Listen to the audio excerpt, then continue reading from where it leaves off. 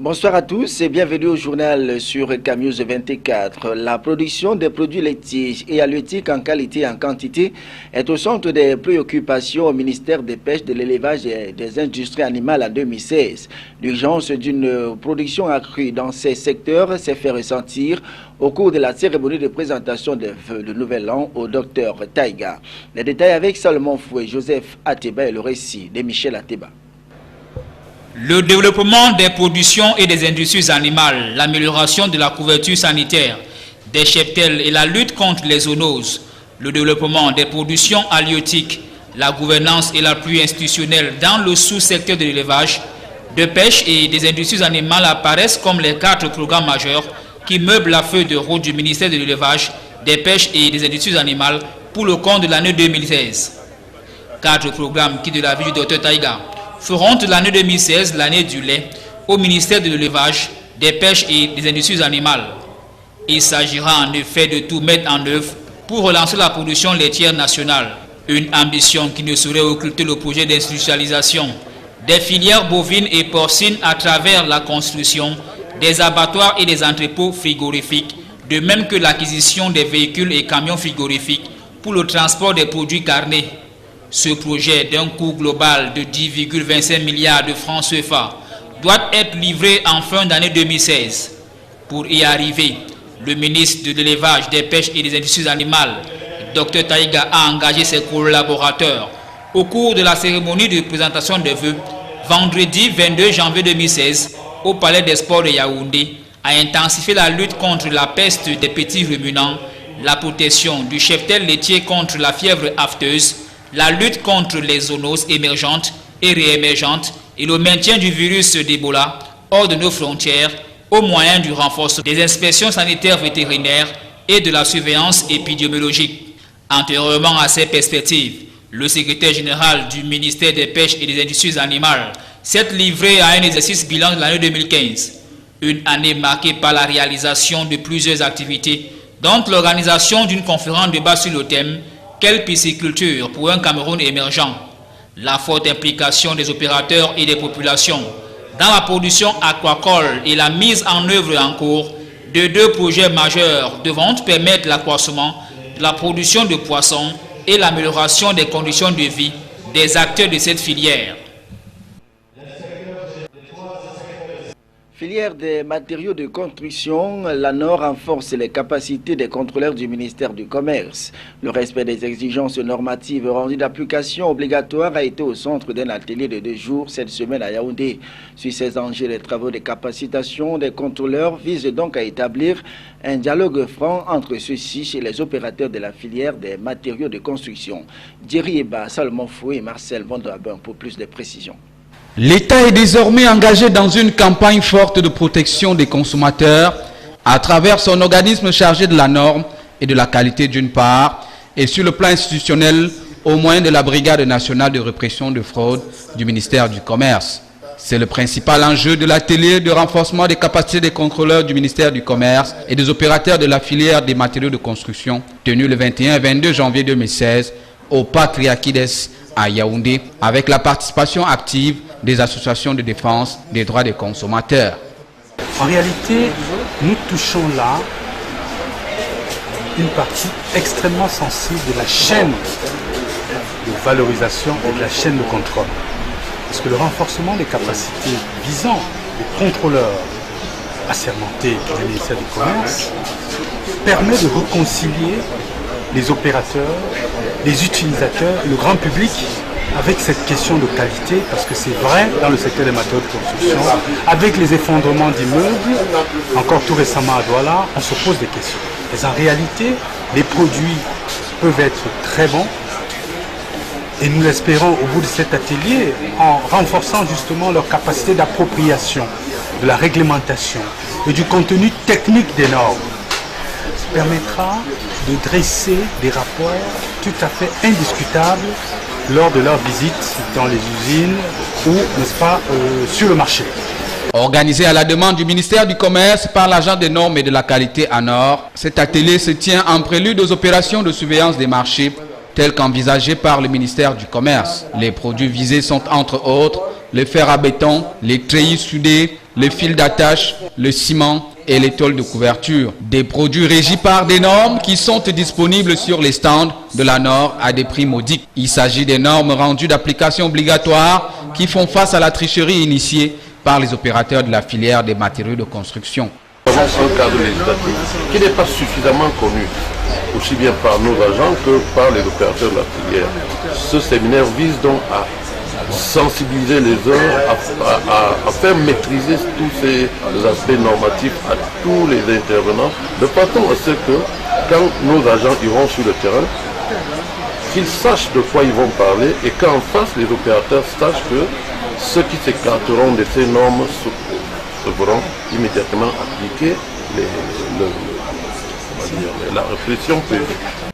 Il est désormais question d'enrayer le phénomène d'écroulement des immeubles pour lequel un doigt accusateur est pointé sur les matériaux de mauvaise qualité et protéger les consommateurs de l'incurie des opérateurs qui jouent sur tous les plans de la fraude, sur le diamètre, la longueur, le crantage, au lieu du laminage à chaud, le poids des sacs de ciment et l'épaisseur des tôles. En présidant les travaux de cet atelier, Madame Chantal Andeli, le directeur général adjoint de la NOR, a invité les opérateurs de la filière subventionnée à établir un dialogue franc avec l'administration et à s'approprier des exigences réglementaires et normatives à travers une meilleure compréhension des maillons du système qui va de l'élaboration des normes, l'évaluation de la conformité jusqu'à la surveillance des marchés généralement appelés contrôle et répression des fraudes. Police et Sûreté nationale, on envisage la création de 300 nouvelles unités de police au Cameroun.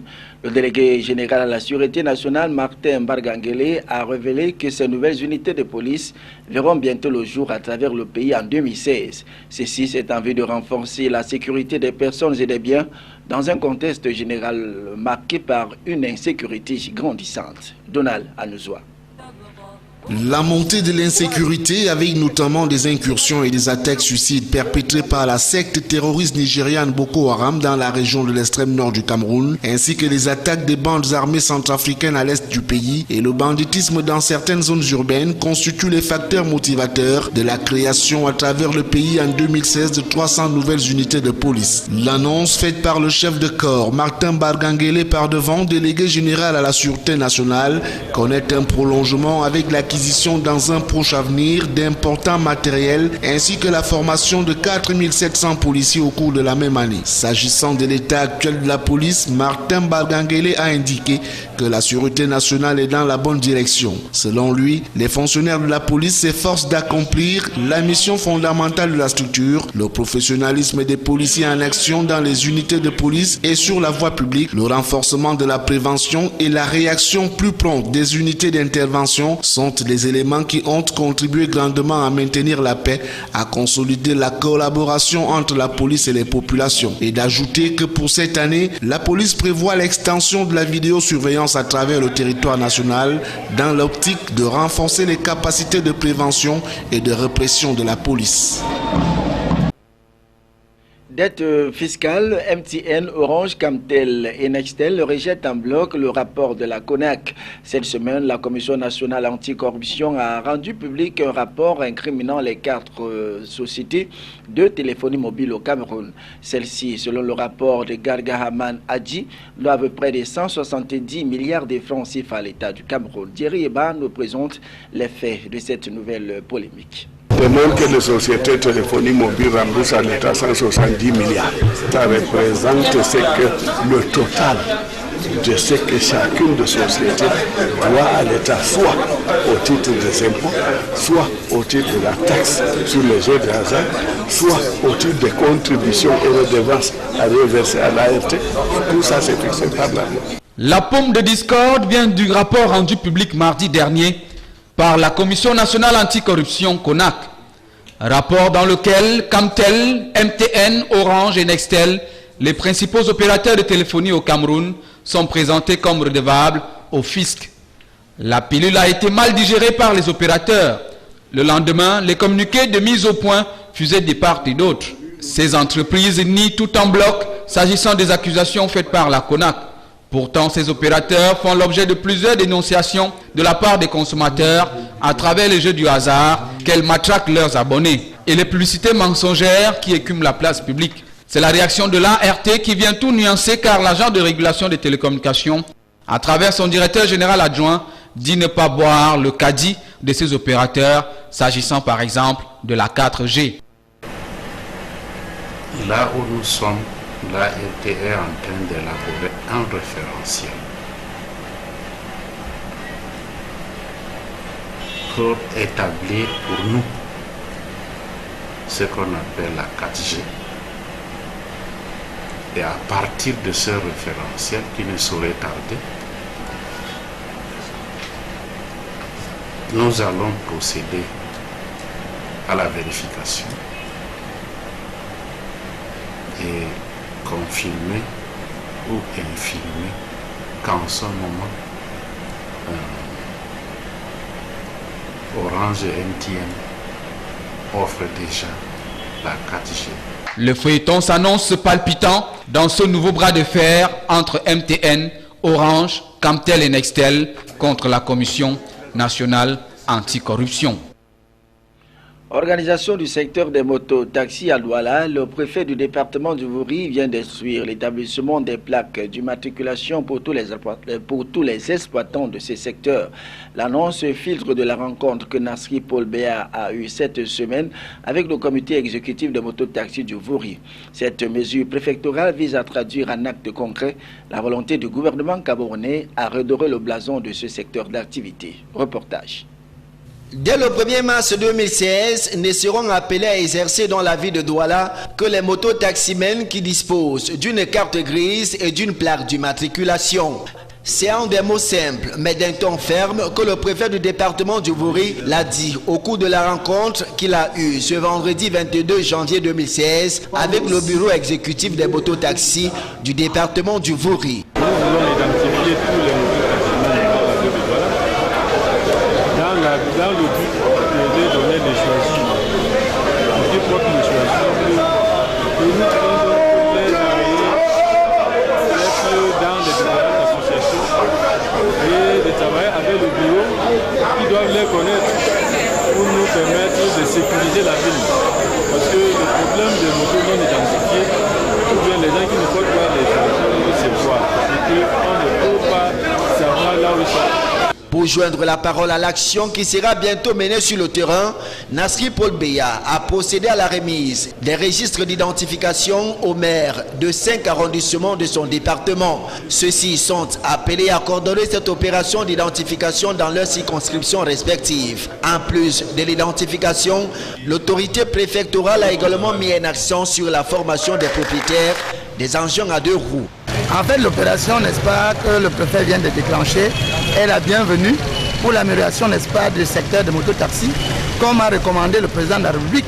La rencontre de ce 22 janvier a également été le lieu pour les membres du bureau exécutif des mototaxis du Vouri de soumettre leurs doléances au préfet, non sans décrier les difficultés auxquelles ils font face dans l'exercice de leur activité. L'une d'elles concerne la délivrance de la carte grise qui n'est toujours pas facilitée par les services en charge du transport dans la région du littoral. Le premier jeu est sur les motos qui ont subi beaucoup de ventes de seconde main. Et que, n'est-ce pas, pour l'obtention, n'est-ce pas, de carte grise, il faudra un dossier de base. Et la deuxième partie, c'est que la carte grise soit de faire à la base d'une facture d'origine donnée par le concessionnaire. Donc il faudra que le transport puisse voir dans quelle mesure améliorer, n'est-ce pas, ce système pour qu'avec facture à seconde main ou bien facture directe par le concessionnaire qui trouve, n'est-ce pas, le mécanisme à identifier la moto et pouvoir délivrer une carte grise. Le préfet, qui a rassuré de voir un peu plus clair dans ce dossier comme dans bien d'autres, a également promis des récompenses pour l'arrondissement qui se serait mieux distingué au cours de l'opération d'identification qui sera bientôt lancée. C'est avec le cœur net que les mototaximens ont repris du service après des échanges fructueux avec l'autorité préfectorale. Établissement des faux dépôts de titres de transport, permis de conduire et autres cartes grises par des fraudulés, autres faux agents. Le délégué régional de transport pour le littoral siffle la fin de la récréation et appelle les usagers à se rendre dans les locaux de la dite délégation située à Bonanjo pour établir leurs documents afin d'éviter les désagréments lors du retrait de leurs pièces. Reportage Éric Ticheux et Josué Ngonga. Ces fraudeurs et faux agents, encore appelés des marcheurs, rôdent dans les alentours des services des délégations départementales et régionales des transports chaque jour à l'attente du potentiel demandeur. On a beaucoup de plaintes aussi. À partir de là, quand vous apportez un dépôt, on vérifie dans les registres. Si ce n'est pas enregistré, on sait tout de suite que c'est un faux dépôt. Donc c'était juste pour mettre en garde l'usager. Les demandent de traiter seulement avec les agents qui sont assis derrière une table au bureau. C'est dans le souci de stopper ces mauvaises pratiques que Madame le délégué sensibilise les usagers qui pour la plupart courent après le temps de toujours s'informer afin d'éviter de se faire arnaquer. Il y a des usagers qui n'aiment pas lire parce que toute l'information est affichée partout pour demander à tous les usagers de s'adresser aux agents assis derrière la table. Mais quand ils viennent, souvent ils sont pressés, ils sont peut-être interceptés par route là par certaines personnes. Donc ça, je décline souvent ma responsabilité sur l'action comme ça. Il est donc important de noter que toutes les pièces officielles s'établissent par des agents accrédités et assermentés occupant un bureau dans les services de la délégation régionale des transports à Bonanjo. Rentrée culturelle 2016 au Cameroun, l'initiative du ministère des Arts et de la Culture. Il est question pour le ministre Narcisse Moualé-Kombi de dérouler le programme des activités de son ministère durant cette année 2016. Une innovation qui, selon les hommes de culture et autres artistes, augure des lendemains meilleurs pour leur secteur d'activité. Reportage, Eric Ticheux et Josué Ngonga. Fondements et enjeux culturels de l'émergence du Cameroun, c'est le thème de la conférence débat qui a ouvert le 19 janvier dernier les activités de la rentrée culturelle 2016 au Cameroun. Une initiative du ministre des Arts et de la Culture, saluée par les artistes et autres hommes de culture. Il faut dire que l'innovation en elle-même est une très très bonne chose. Nous savons qu'il y a la rentrée scolaire, il y a la rentrée académique, il y a la rentrée à l'Assemblée nationale politique et tout. Et maintenant, avec la rentrée culturelle, on va avoir une certaine visibilité sur le calendrier même du ministère par rapport aux événements et à tout ce qui suit. Nous, dans l'association des bassistes du Cameroun, vous avez certainement assisté à notre rentrée culturelle l'année dernière, donc c'est quelque chose de normal. C'est une très bonne initiative et j'espère que passons par cette initiative, tout ira pour le mieux pour l'homme artiste au Cameroun. Cette innovation rentre en droite ligne avec la philosophie du ministère des Arts et de la Culture qui s'est lancé dans un processus de redynamisation de la culture camerounaise. Je crois qu'un véritable commandant de bord, comme l'a appelé monsieur le secrétaire général, il a tenu donc à marquer la présence du ministère des Arts et de la Culture qui a la responsabilité quand même de superviser, de coordonner des activités culturelles, même s'il nous arrive d'en organiser également. Cette rencontre qui s'achève ce 22 janvier à Yaoundé a rassemblé durant 4 jours les hommes et femmes représentant tous les secteurs de l'art et de la culture camerounaise. C'est donc la fin de ce journal. Merci à tous et à toutes de l'avoir suivi, mesdames et messieurs. Bonsoir à tous.